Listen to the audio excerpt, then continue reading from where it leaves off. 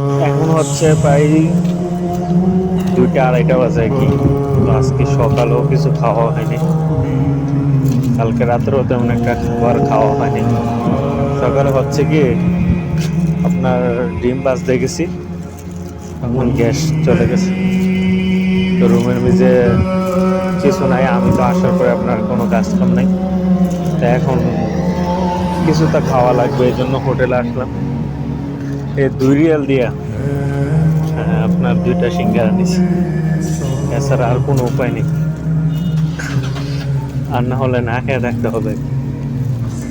সকলে দোয়া করবেন আল্লাহ তাআলা যেন আমাকে সুস্থ একটা ভালো একটা কাজের ব্যবস্থা করে দেয়, যেন সুস্থভাবে কাজ কাম পেয়ে যায়।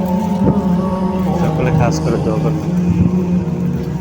ভালো কিছু কিনে যে খাবো ওই টাকাটাও নাই একই হাতে, এই কারণে মানে দোকান থেকে সিঙ্গারা নিলাম।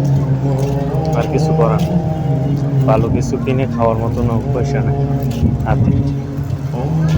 এমনিতেই বেকার, 3 মাস ধরে বসে। সবাই দোয়া করবেন। আসসালামু আলাইকুম।